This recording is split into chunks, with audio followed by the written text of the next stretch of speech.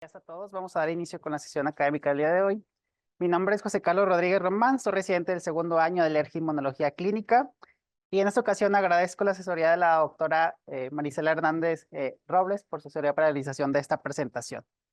Continuando con el temario de las sesiones académicas, pues veremos un tema que es bastante importante, no es tan común, pero creo que es fundamental que conozcamos las manifestaciones de todos estos trastornos porque van a formar parte de nuestros diagnósticos diferenciales en las entidades que nos vamos a enfrentar día con día. Y vamos a hablar o vamos a abordar el tema de trastornos por activación de mastocitos. Para iniciar, pues hablaremos de una de nuestras células protagonistas de estos trastornos, que es el mastocito. El mastocito me parece una célula bastante interesante. Esta es una célula inmunitaria residente de múltiples tejidos y participa en reacciones tanto fisiológicas y patológicas. Principalmente en estas reacciones patológicas en las que vamos a centrar nuestra presentación. Van a producir una gran cantidad de mediadores proinflamatorios y vasoactivos que estos los podemos localizar de forma principal en los gránulos metacromáticos a nivel del citoplasma.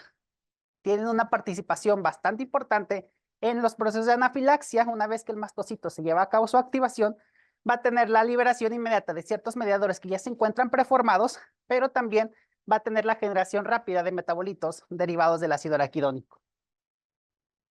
El mastocito pues es considerado una célula efectora. Esta deriva de las células totipotenciales CD34 y una vez que son unas células maduras van a tener una expresión en su superficie de CD117 y CD13. ¿Dónde los podemos localizar? Se localizan de forma predominante en tejido conectivo y aquellas zonas de posible contacto con antígenos, como cuáles, la dermis o la mucosa del tracto gastrointestinal y respiratorio. Microscópicamente los mastocitos los podemos localizar cerca de los pequeños vasos sanguíneos y la periferia de los nódulos o algunos agregados linfoides. A nivel de la médula ósea, estos representan menos del 1% de toda la distribución celular a nivel de la médula y tiene una distribución perisinusoidal o paratrabecular. Una vez que el mastocito es maduro, van a poder expresar ciertos marcadores en su superficie como CD117, CD33, 9, 71, 11B y CD38 en diferentes proporciones. Y también algo que caracteriza es que tienen ausencia de marcadores como HLA-DR, CD34 y CD123. Como mencioné, el mastocito pues es una verdadera célula protagonista y si podemos observar, eh, tiene una gran cantidad de antígenos en su superficie que están ligados a su activación. Una gran variedad de formas en las cuales el mastocito pues puede llevar a cabo su activación y pues vemos una red compleja, ¿sí?, de acciones para las cuales pues el mastocito finalmente va a culminar en la liberación de todos sus mediadores.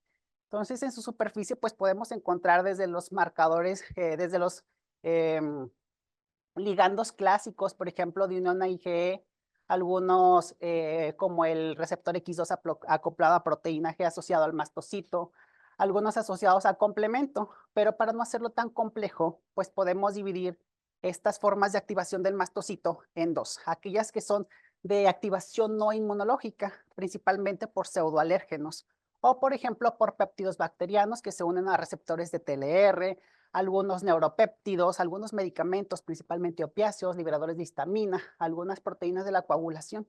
Generalmente todo este tipo de pseudoantígenos interactúan principalmente con el receptor X2 acoplado a proteína G asociado al mastocito. Y por el otro lado tenemos nuestros receptores clásicos, que es la forma de activación inmunológica, ¿sí?, que es el receptor específico de alta afinidad para la IgE, para el IgG, pero también tenemos estos complejos mayores de histocompatibilidad, tanto clase 1 o clase 2, que interactúan con los TCR de los linfocitos T. Pero todo esto ¿a qué lleva? Pues nos va a llevar a la activación del mastocito. Con la activación del mastocito se va a conseguir la liberación de pues, todos estos mediadores clásicos, pero esto los vamos a poder dividir en tres momentos específicos. Primero, una liberación inmediata de ya mediadores que se encuentran preformados, como cuáles, pues histamina, factor de necrosis tumoral alfa, algunas proteasas heparinas. Al cabo de 3 a 6 horas vienen ciertos mediadores de origen lipídico como prostaglandinas, algunos leucotrienos, y finalmente, tras 6 horas posteriores a su activación, la producción de ciertas citocinas o algunas quimiosinas que van a concluir en la quimiotracción de ciertas especies de células, específicamente de linfocitos para generar el medio inflamatorio. Como vemos, los mediadores de los mastocitos pues son muy variables y por lo tanto pues también los efectos esperados también van a ser muy amplios. Entonces, desde aquellos mediadores que ya se encuentran preformados como las histaminas, proteasas neutras como triptasas, quimasas, carboxipeptidasas, heparinas, proteínas básicas mayores, hidrolasas, pues van a tener efectos también bastante variados, que van desde vasodilatación, vasoconstricción, angiogénesis, mitogénesis, la degradación de ciertas proteínas, hidrólisis de lípidos, de proteoglicanos, pero también participan en el daño y la reparación tisular y también pues la inflamación. Aquellos derivados de lípidos, principalmente prostaglandinas o leucotrienos, así como lo que es el factor activador de plaquetas, pues también tiene una participación bastante importante en varios de los efectos como son quimiotaxis de leucocitos, vasoconstricción, broncoconstricción, así como la activación plaquetaria.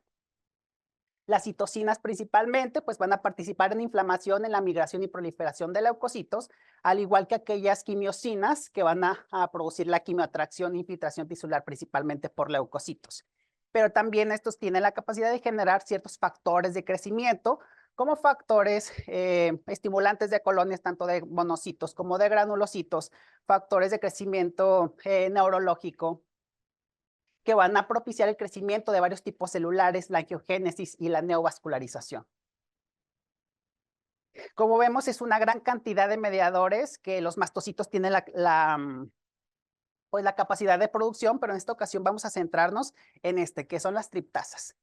¿Por qué? Porque pues tiene una importancia en este tipo de trastornos que estamos abordando. Las triptasas son serinas proteasas que se van a producir y se van a almacenar en los mastocitos.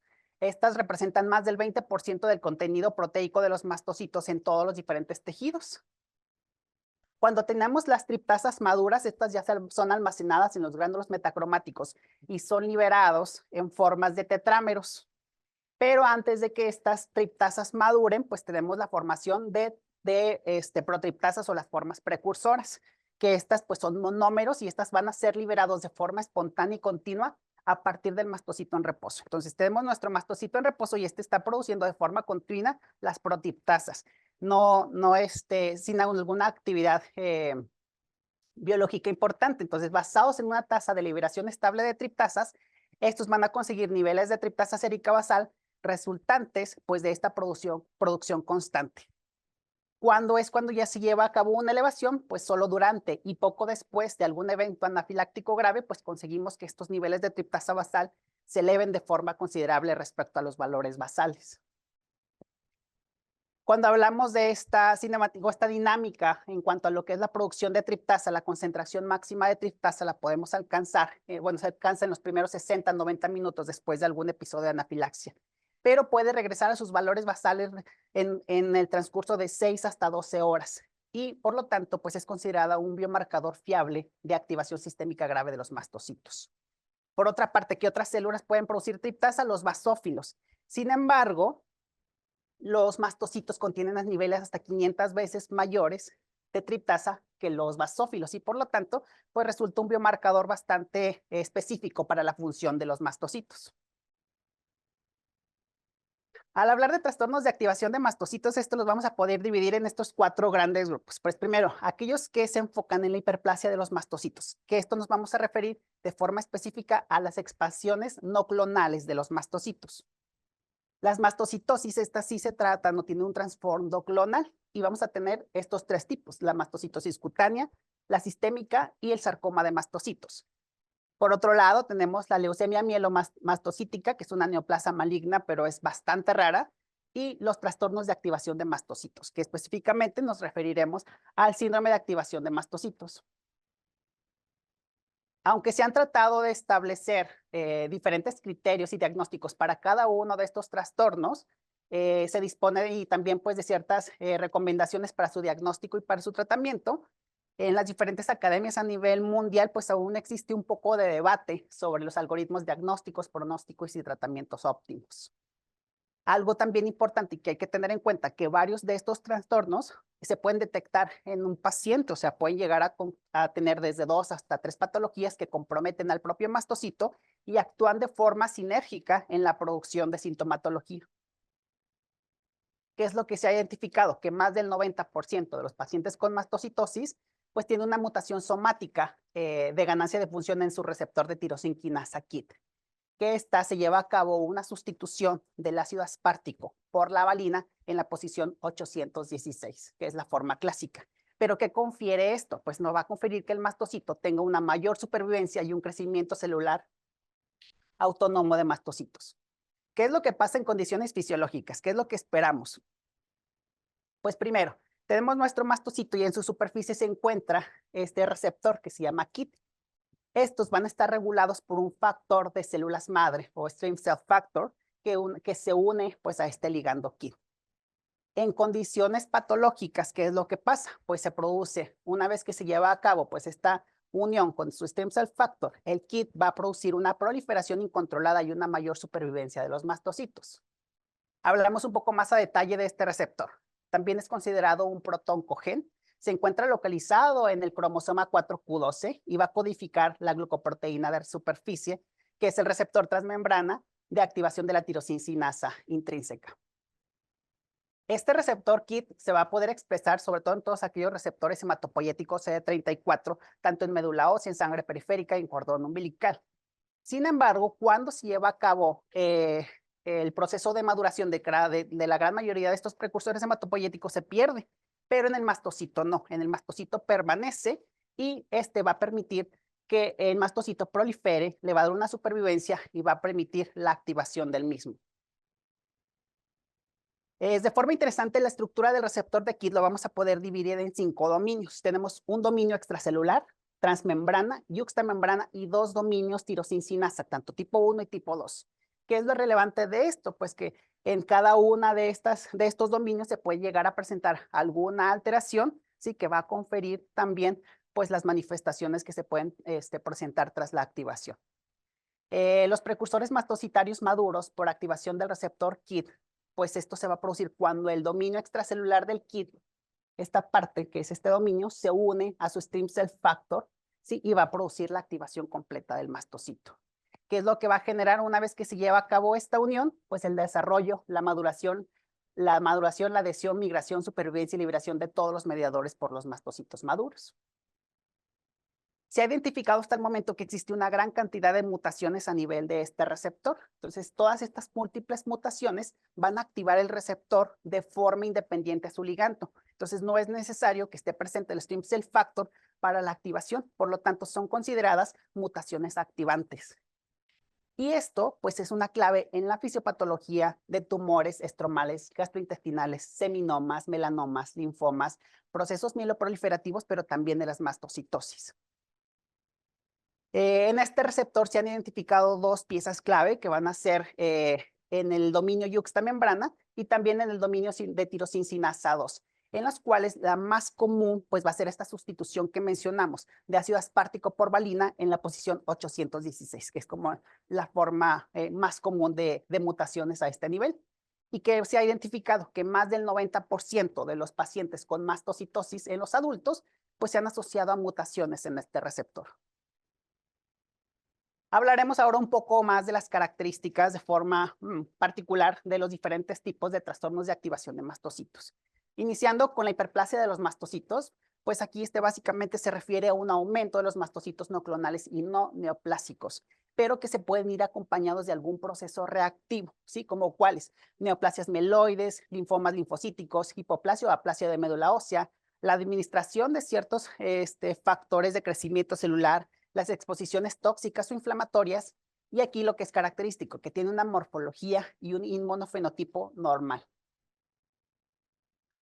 Cuando hablamos de los síndromes de activación de mastocitos, pues se encuentra asociado a la activación aguda y grave de los mastocitos y va a generar principalmente pues la liberación de forma excesiva de todos sus mediadores con las reacciones inflamatorias y alérgicas multisistémicas, pues que conlleva propiamente la liberación de los mediadores. ¿Dónde ocurre? Pues principalmente en reacciones de hipersensibilidad mediadas por IgE y los casos de mastocitosis. Los síntomas pueden ser bastante inespecíficos y pueden ir desde una presentación indolente hasta presentaciones muy graves. No se considera un subtipo de mastocitosis ni tampoco una condición premaligna, pero sí la mastocitosis puede inducir la presencia de un síndrome de activación de mastocitos. La etiología lo podemos dividir también en estos 5 grupos. Tenemos un síndrome de activación de mastocitos primario o también considerado monoclonal, en los cuales pues encontramos mutaciones en el receptor KIT, y pues puede cumplir tanto criterios de una mastocitosis tanto sistémica como cutánea, o presentar solo 2 criterios de una mastocitosis sistémica sin ser como tal una mastocitosis sistémica. Los de causa secundaria, pues son pacientes que tienen alergia subyacente dependiente de IgE o algún otro trastorno inmunológico que conlleve la activación del mastocito, y también aquellos ocasionados por alfa-triptasema hereditario. Aquellos que son combinados, tanto mezclas de trastornos clonales con procesos alérgicos, y finalmente los de causa idiopática, en los cuales pues no se identifica ninguna de estas otras causas. Pero ¿cuáles son los criterios diagnósticos para considerar un síndrome de activación de mastocitos? Pues primero, tienen que tener síntomas de activación recurrentes de mastocitos que afectan a 2 o más órganos. Segundo, la evidencia bioquímica de activación de mastocitos, y el marcador de elección en estos pacientes pues es la elevación de la triptasa. Se considera una elevación del 20% desde el inicio, más 2 nanogramos por mililitro. Esto es un indicador confiable de la actividad de la enfermedad, dado que tiene un rápido aumento de los niveles séricos de triptasa desde forma inicial. Y finalmente, el otro criterio es la respuesta de síntomas a terapias con agentes estabilizadores de los mastocitos o fármacos dirigidos contra la producción, liberación o los efectos posteriores de los mediadores de los mastocitos. Otro de los trastornos de activación de mastocito que está tomando también bastante auge y que ha tomado popularidad en los diferentes congresos internacionales es hablar del alfa-triptasema hereditario. De forma inicial, pues los mastocitos van a secretar de forma continua lo que son triptasas de forma inmadura o protriptasas, que son de forma monomérica, y estas pueden ser en dos isotipos, tanto alfa como beta, sí, pero son monoméricas. Y una vez que estas son secretadas y forman tetrámeros, pues van a formar la triptasa madura, que va a ser reconocida por los diferentes receptores a nivel celular, pero también a nivel epitelial. Todos los individuos con un alfa-triptasema hereditaria que se ha demostrado que mantienen niveles elevados de triptasa sérica con un puntos de corte mayor de 8. Entonces, siempre es indispensable que aquellos pacientes que tengamos niveles persistentemente elevados o un triptasa basal mayor de 8, hay que tener en cuenta este diagnóstico como parte del abordaje en estos pacientes. Y por lo tanto, pues estos pacientes tienen niveles persistentemente elevados de esta triptasa. ¿Pero qué se trata la triptasema hereditaria? Pues es una afectación autosómica dominante. Aquí, ¿qué es lo que confiere o qué es lo que produce? Pues van a tener la producción de copias adicionales en el gen del TPSAB1 que van a codificar la producción de mayor cantidad de triptasa.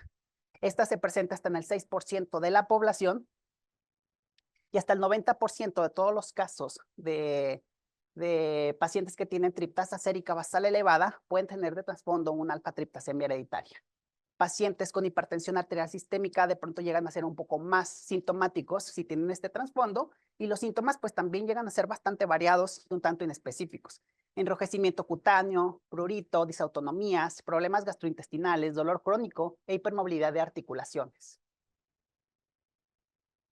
Llama la atención, como mencionamos, esta alfa-triptasema hereditaria con un defecto en la producción de copias adicionales del TPSAB1, una mayor de triptasa, pues podemos ver que se cuenta en una población general que hasta en el 6%, pero también en qué otros trastornos se han identificado. Pacientes que llegan a hacer reacciones graves a la picadura de himenópteros, aquellos pacientes con mastocitosis sistémica, pero también aquellas anafilaxias idiopáticas de repetición o que producen anafilaxias severas. ¿Cuál es lo interesante en estos pacientes? Pues primero, si aquellos pacientes que no tengan copias adicionales de triptasa, pues vamos a encontrar que tienen niveles basales de triptasa sérica en rangos pues normales, hasta un punto de corte de 14.4, ¿sí? Pero, ¿qué es lo que se ha visto? Que aquellos pacientes que tengan copias adicionales de este gen de TPACB1, pues llegan a tener niveles pues muchísimo más altos de triptasa, por ejemplo, desde rangos desde 25 hasta 62.7. Entonces, es importante, aquellos pacientes en los que identifiquemos niveles bastante elevados y persistentes de triptasa basal, pues indaguemos sobre la presencia de copias adicionales de este gen. Alfa-triptasemia hereditaria como tal, pues afecta la gravedad de diversos trastornos relacionados con los mastocitos, desde mastocitosis sistémicas, anafilaxias idiopáticas, así como la alergia al veneno de los himenópteros. ¿Cómo lo podemos identificar? Pues puede estar formando parte de un síndrome de activación de mastocitos o dar manifestaciones propiamente del alfa-triptasemia hereditaria. Cuando está formando parte de un síndrome de activación de mastocitos, pues los pacientes comúnmente se acompañan de enrojecimiento, urticaria, prurito, angioedema. Hay hipotensión, taquicardia, síncope, síntomas respiratorios, como estridor inspiratorio, sibilancia, respiración entrecortada. Tienen diarrea, náuseas, dolor abdominal, pero hay ausencia de síntomas neurológicos y también a nivel de tejido conectivo. ¿Qué pasa con la forma clásica? La forma clásica de estos pacientes con alfa-triptasemia sí se acompaña de dermatitis atópica, hay síndrome de taquicardia ortostática postural, hay alergias ambientales, asma, no tienen manifestaciones gastrointestinales, pero sí tienen manifestaciones neuropsiquiátricas como ansiedad, depresión, dolor crónico y lo que es la hipermovilidad del tejido conectivo, esa hiperlaxitud que caracteriza también a estos pacientes. En guías internacionales, en este artículo reportado el año pasado, nos mencionan que podemos tomar en cuenta niveles de corte a partir de 15 nanogramos por mililitro, a pesar de que tengamos la alta sospecha en aquellos pacientes con niveles persistentes mayores de 8. Pues aquellos pacientes que tengan menor de 15, pues en una instancia no recomiendan alguna otra acción. Sin embargo, si estos pacientes tienen una afilaxis de repetición o de causa idiopática, pues sí es considerable que tomamos acciones y investiguemos cuál es el posible origen. Pacientes que tengamos estos niveles mayores de 15 nanogramos por mililitro, que es lo primero que recomiendan, pues excluir algunas otras causas que pudiesen condicionar la elevación de esta triptasa, como cuáles, pues cetoacidosis diabética, obesidad, enfermedad cardiovascular o lo que son infecciones parasitarias. Si se logró excluir pues la gran mayoría de estos padecimientos que nos puedan condicionar la elevación persistente de la triptasa, se recomienda que se haga una genotipificación en busca de copias adicionales del TPSAB1. ¿Sí? Si se encuentran estas copias adicionales, pues estaríamos muy cerca con la confirmación del diagnóstico de un alfa-triptasemia hereditaria. En estos pacientes en los que se identifican copias adicionales, es importante que también determinemos cuál es su valor basal de triptasa sérica. Y esto va a estar determinado de acuerdo al número de copias adicionales. Existen en línea también ya ciertas herramientas que nos permiten hacer un cálculo más detallado, como es este link que les incluí aquí, pero también con la aplicación de una fórmula, teniendo los valores de triptasa sérica basal, y los vamos a dividir entre las copias adicionales de este gen más 1. ¿Y qué es lo que se espera? Que por cada copia adicional se tenga una elevación de 9 a 10 nanogramos por mililitro de triptasa.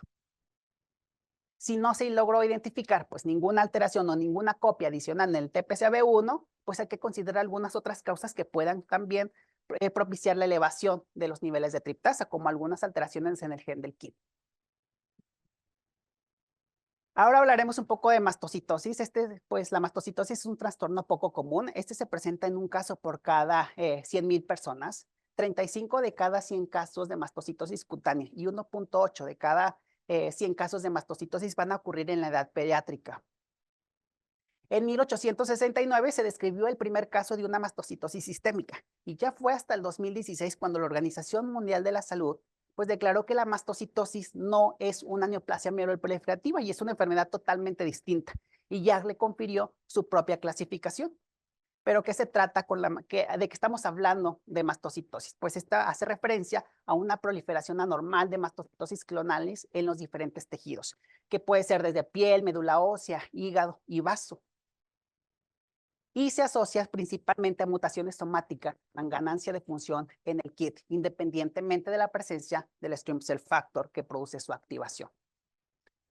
El consenso del 2022 y la quinta edición de la Organización Mundial de la Salud pues hace su clasificación general de la mastocitosis y lo divide pues en estos tres grupos, cada uno con sus subdivisiones. La mastocitosis cutánea, que pues vamos a encontrar la urticaria pigmentosa, que así se denominaba de forma previa, pero ahora se llama maculopapular, y esta pues tiene sus dos variantes, la monomorfa y la polimórfica.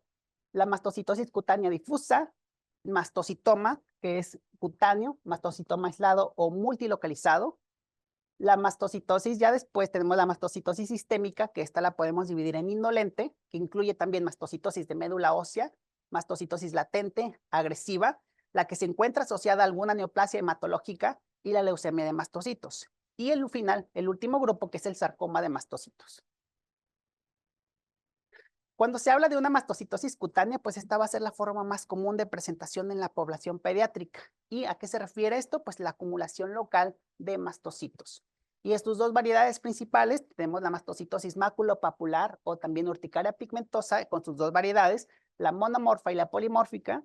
Estos pues se producen pequeñas máculas o pápulas monomorfas color marrón rojizo. ¿Y qué es lo característico? Que estas las vamos a poder encontrar a nivel del tórax y respeta cara y extremidades. En tanto, la mastocitosis cutánea difusa es un trastorno poco común, representa menos del 2% de todas las formas de mastocitosis cutánea, y aquí se lleva la infiltración de mastocitos, pero aquí sí va a afectar a toda la piel. Y generalmente se llegan a presentar desde la etapa neonatal. Y otro de los tipos, de los subtipos de la mastocitosis cutánea, pues va a ser el mastocitoma cutáneo solitario o localizado. Aquí representa el 15% de todas las formas pediátricas y se lleva a cabo la acumulación limitada en un solo sitio específico de la piel. ¿Qué llama la atención de esto? Pues generalmente se presenta tras ciertos episodios de traumatismo, como son los sitios de aplicación de la vacuna. ¿En qué pacientes vamos a tener la sospecha de alguna mastocitosis cutánea? Pues en aquellos pacientes que identificamos estas lesiones o coloraciones típicas y que tengamos un signo de Drager positivo. ¿Y a qué nos referimos con esto? Tenemos nuestra lesión y se va a producir una urticaria inducida, localizada y eritema después de hacer el frote o rascar esta lesión, ¿sí? El diagnóstico definitivo, obviamente, esta clínica nos va a orientar hasta el 90% de los pacientes hacia este diagnóstico, pero finalmente el diagnóstico lo vamos a hacer por histopatología, con tinciones de inmunohistoquímica tanto para triptasa como para KIT. El curso de esta enfermedad es un curso bastante benigno y puede regresar en la pubertad. Los mastocitomas localizados pues van a retroceder a un ritmo del 10% por año, en tanto que los maculopapulares tienen un ritmo pues más lento de 1.9 por año. Cuando hablamos ahora de mastocitosis sistémica, pues como su nombre lo dice, es una afectación multiorgánica. Puede afectar tanto médula ósea, el vaso, hígado y también el tracto gastrointestinal. Estas pues van a ser las formas más comunes de presentación en la población adulta y lo que es la característica es que esta tiende a persistir y a progresar. La presentación clínica pues puede ser bastante heterogénea y va a depender de tres factores importantes. De la cantidad de mediadores de los mastocitos que se liberan, de la carga de mastocitos y también si esta mastocitosis sistémica se encuentra asociada o no a algún trastorno hematológico. Generalmente se pueden acompañar de síntomas constitucionales, hay pérdida de peso, dolor, náusea, cefalea, malestar o fatiga. Y se identifica en muchos de los casos algún factor desencadenante, tanto factores físicos, factores químicos o emocionales. Pueden cursar con diarrea, dolor abdominal, cambios en la piel y problemas musculoesqueléticos.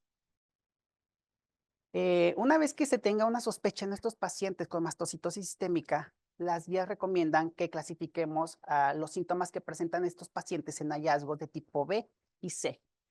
Esta clasificación de sus síntomas o de sus hallazgos nos va a permitir hacer una subclasificación de los tipos de mastocitosis sistémica. De pronto parece ser un poco rebuscado esto, pero no es tan fácil llegar al diagnóstico de mastocitosis sistémica. Entonces tenemos hallazgos B, que estos nos van a hablar propiamente de la carga de la enfermedad. Los dos consensos pues nos hablan primero, aquellos pacientes deben de tener una alta carga de mastocitos, aproximadamente un 30% de infiltrados en la médula ósea o algún otro tejido, y también los valores de triptasa sérica de 200 nanogramos por mililitro. ¿Sí? Que se encuentre alguna citopenia que no cumpla con criterios para hallazgos de tipo C y que son signos de mieloproliferación o alguna mielodisplasia, que tengan hepatomegalia sin deterioro de la función hepática, pero también sin hiperesplenismo. ¿A qué nos referimos con hiperesplenismo? Si tienen pérdida de peso o hipoalbuminemia. Y los hallazgos de tipo C nos van a orientar un poco más hacia el posible tratamiento que deben recibir estos pacientes con citorreducción. ¿Qué hallazgos se refieren a estos? Pues aquellos que tengan disfunción de la médula ósea con una o más citopenias, que tengan neutropenia, trombocitopenia o anemia, que tengan hepatopatía, con presencia de ascitis, elevación de ciertas enzimas hepáticas, hepatomegalia, hipertensión portal, que haya esplenomegalia con hiperesplenismo, que haya una malabsorción con hipoalbuminemia y pérdida de peso, pero también lesiones osteolíticas y que los pacientes pues, puedan cursar con fracturas patológicas. Los criterios diagnósticos de la mastocitosis sistémica, pues como lo mencionamos, es un diagnóstico pues de exclusión y es un tanto difícil porque requiere que juntemos criterios clínicos, morfológicos e inmunofenotípicos, así como estudios moleculares para poder llegar a este diagnóstico. La OMS pues establece que se requiere un criterio mayor y uno menor o 3 criterios menores para poder considerar una mastocitosis sistémica. Y el consenso de 2022 pues solo requiere un criterio mayor o 3 criterios menores, pero ambas clasificaciones concuerdan que el criterio mayor debe ser el infiltrado de esos multifocales de mastocitos, hasta 15 mastocitos sin agregados en médula ósea o en algún otro tejido u órgano extracelular, extracutáneo. Y como criterios menores, pues que tenga al menos 25% de todos los mastocitos que sean células atípicas tipo 1, tipo 2, con forma de uso en esta extensión o frotis de médula ósea. Que se identifique la mutación del KIT específicamente en esta posición de 816B o alguna otra mutación que también conlleve la activación de este receptor KIT.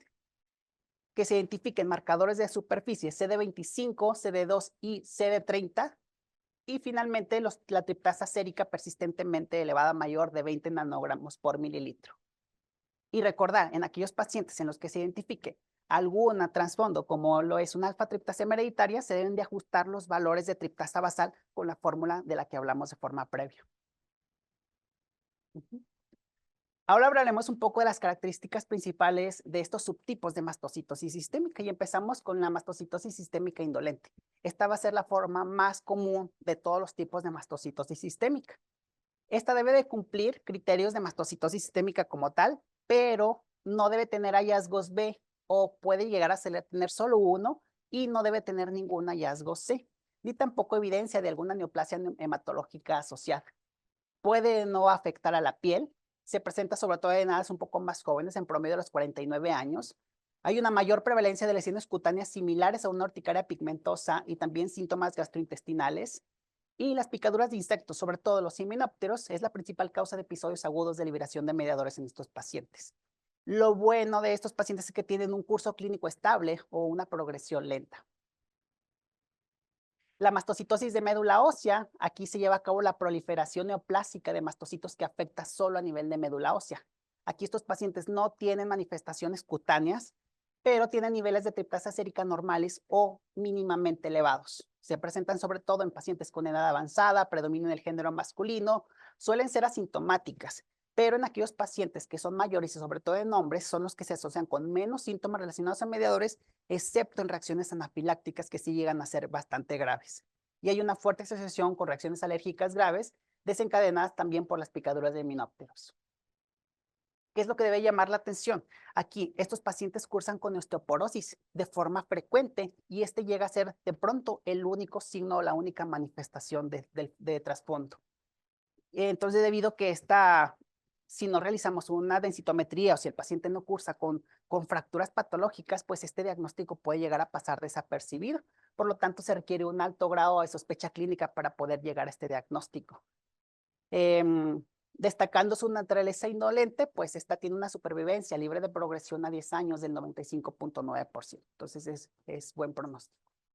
Respecto a la mastocitosis sistémica latente, esta pues sí cumple criterios también como tal de una mastocitosis sistémica, pero también llega a tener 2 hallazgos B y ningún hallazgo C. ¿Qué es lo que se identifica en ellos? Pues hay una carga alta de mastocitos en médula ósea mayor del 30%, con niveles de triptasa basal mayor de 200 nanogramos por mililitro. Se presenta sobre todo en edades más avanzadas, cursan con esplenomegalia y hay una mayor incidencia de síndromes constitucionales.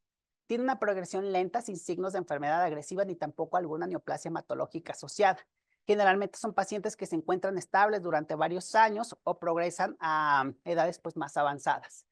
La predicción de su supervivencia pues, va a depender de la edad y la presencia o ausencia de factores de riesgo al momento que se hace el diagnóstico. La mastocitosis sistémica agresiva, como su nombre lo dice, pues se va a producir una infiltración destructiva de los mastocitos. Hay una alta carga de mastocitos, pero a nivel de médula ósea, representando más del 80% de toda la celularidad que se encuentra en la médula. Hay signos de disfunción en los órganos diana, como citopenias, ascitis, malabsorción o fracturas óseas anormales, anómalas o factoras patológicas, pues depende del tipo en el que se llevó a cabo esta infiltración de los mastocitos, que son los marcadores que nos van a permitir orientar hacia este diagnóstico por los niveles elevados de triptasa y también ciertas mutaciones en KIT.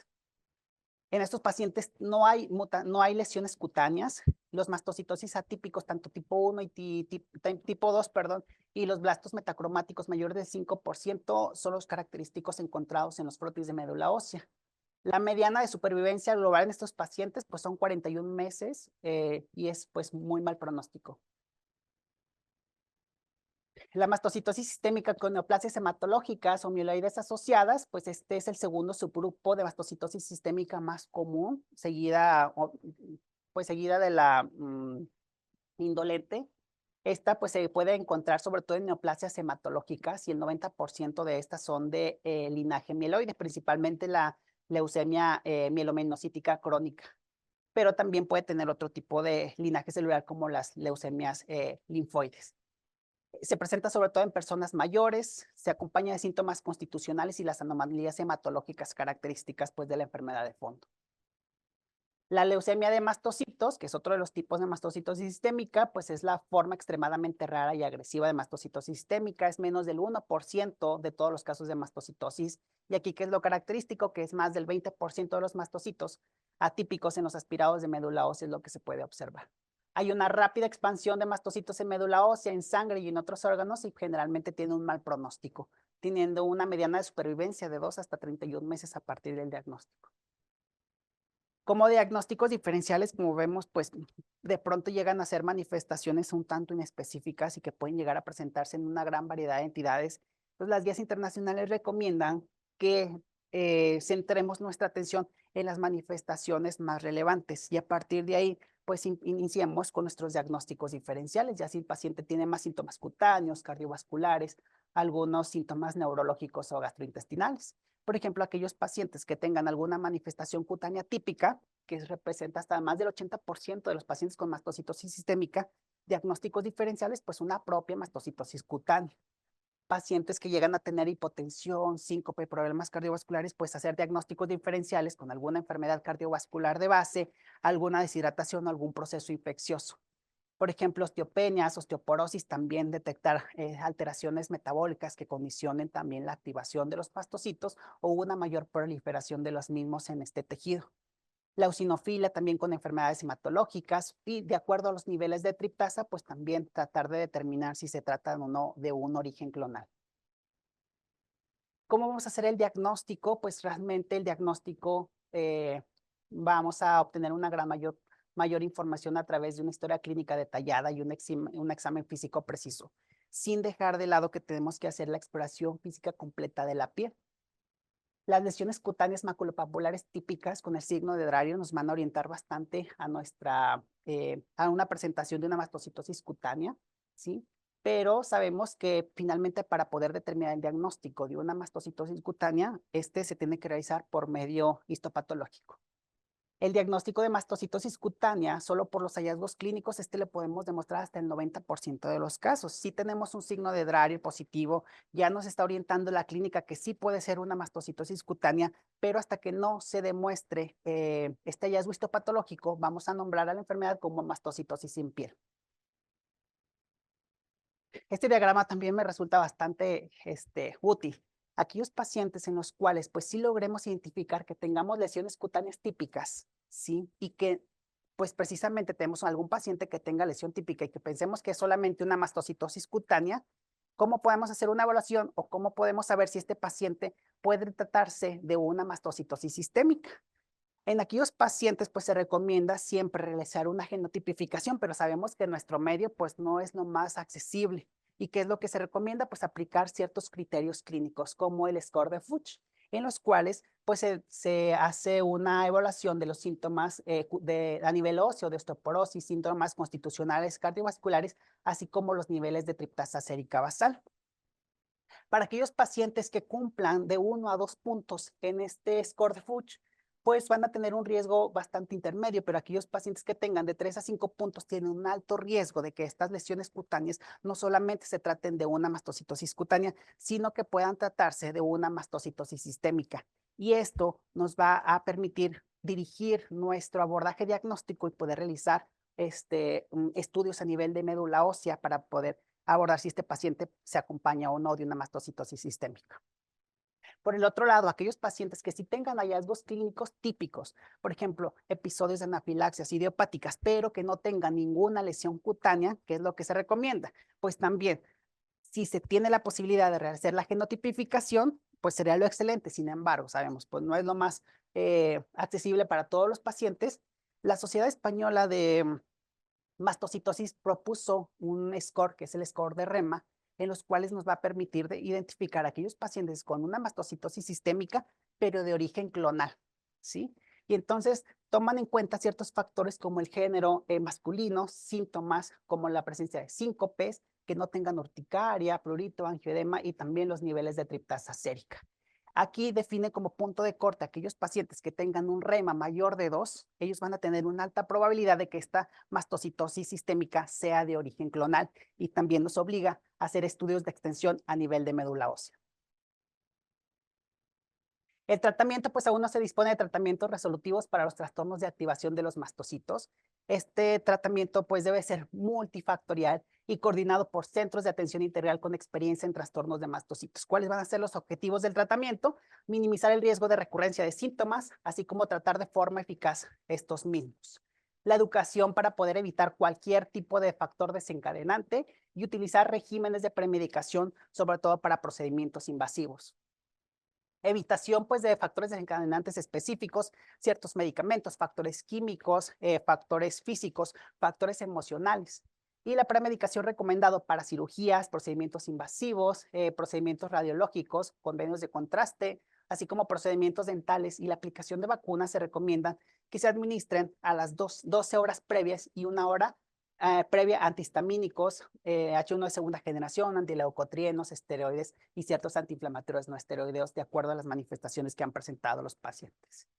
Se recomienda pues que todos estos pacientes tengan autoinyectores de epinefrina y las picaduras de minópteros representan una situación muy peligrosa en estos pacientes y es considerado un factor de riesgo más frecuente de anafilaxia para los pacientes con algún trastorno de activación de mastocitos. Por lo tanto, estos pacientes son considerados como un paciente elegible para recibir inmunoterapia con veneno específico.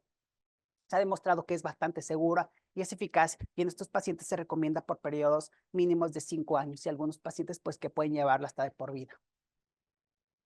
La vacunación también es una preocupación bastante importante en la población pediátrica que padece estos trastornos de mastocitos y pues se han identificado una amplia gama de reacciones a la vacunación en esta población, desde el desarrollo de mastocitomas, sí, en los lugares de la aplicación, hasta el desarrollo de episodios de anafilaxia grave. Sin embargo, pues se han demostrado que las reacciones parecen ser transitorias y cuando se llevan a cabo la aplicación de los refuerzos, pues en general la gran mayoría de los pacientes ya no presentan algún otro evento. Sin embargo, ¿qué es lo que se ha identificado? Que las vacunas combinadas son las que parecen aumentar el riesgo de reacciones más que las reacciones de univalentes. Sobre todo, por ejemplo, las vacunas hexavalentes son las que se han asociado sobre todo a este tipo de reacciones, tanto la generación de mastocitomas como reacciones anafilácticas graves. Por lo tanto, se recomienda que en estos pacientes se hagan aplicaciones de inyecciones únicas en sustitución de estas combinadas. Tratamientos farmacológicos, pues va a ir dirigido específicamente a las manifestaciones principales que presentan los pacientes, desde el uso de antihistamínicos, tanto H1, H2, antileucotrienos, así como estabilizadores de los mastocitos. Entonces, como vemos, va a ir de acuerdo a las manifestaciones que estén presentando, el tratamiento va a ir dirigido. Y el omalizumab, pues, ha sido eficaz para reducir síntomas en los trastornos de activación de mastocitos primarios, secundarios e idiopáticos, excepto en las mastocitosis cutáneas difusas en la edad pediátrica. También se ha utilizado con éxito en pacientes que tengan síntomas alérgicos multiresistentes o refractarios al tratamiento y en los que se identifique alguna alergia dependiente de IgE confirmada en pacientes de alto riesgo. Fototerapia ya está en desuso por el alto riesgo que presentan de padecer algún tipo de cáncer. Imatinib también se han utilizado con éxito en ciertos ensayos para pacientes afectados con mastocitosis sistémica y que tengan la mutación en el KIT y ha tenido pues buenos resultados. Otro también que es bastante utilizado es la meastaurina, que es un derivado N-benzoilo de la estaurosporina. Este va a tener la capacidad de suprimir las células clonales mutadas a nivel de receptor KIT y va a inhibir la liberación de mediadores dependientes de IgE en los mastocitos y basófilos y pues han tenido bastantes tasas de éxito. Y finalmente las terapias citorreductoras específicamente para aquellos pacientes con mastocitosis sistémicas con alta carga de mastocitos y pues se utiliza principalmente interferón alfa 2B con buenos resultados. ¿Cuál es el pronóstico? Pues va a ser favorable en la edad pediátrica. La gran mayoría de los casos se resuelve en la pubertad. La presencia en la edad adulta de las mastocitosis pediátrica pues realmente es limitada. Respecto a las lesiones solitarias, pues van a desaparecer antes de llegar a la edad adulta. Y las lesiones nodulares múltiples también van a regresar de forma espontánea. Si persisten en la edad adulta, llegan a asociarse sobre todo a afectación cutánea extensa y se asocian con síntomas secundarios a la liberación de los mediadores propiamente.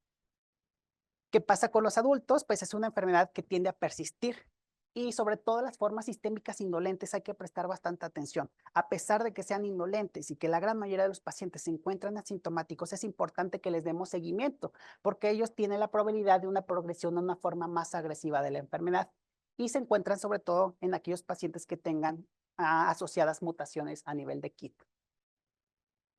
Como conclusiones personales, pues la mastocitosis son enfermedades clonales con mutaciones en el receptor KIT de membrana en un alto porcentaje de casos que cursan con manifestaciones clínicas heterogéneas. Cuando hablamos de mastocitosis pediátricas, pues estas suelen tener solo una afectación que generalmente se acepta como limitada a nivel de la piel, presentan un comportamiento benigno y estas pueden regresar antes de alcanzar la edad adulta. En cambio, la mastocitosis en los pacientes adultos permanecen y se asocian de forma frecuente con afectación sistémica hasta en el más del 90% de los casos, aunque el curso suele ser indolente. El tratamiento en todos estos trastornos es un tanto, pues, dirigido a prevenir la aparición de los síntomas secundarios a la liberación, pues, de todos estos mediadores. Hay que evitar los factores desencadenantes, controlar los síntomas empleando, pues, tratamientos también dirigidos y a demanda y reducir la carga de mastocitos en aquellos pacientes con mastocitosis sistémicas avanzadas. Y por mi parte es todo. Gracias.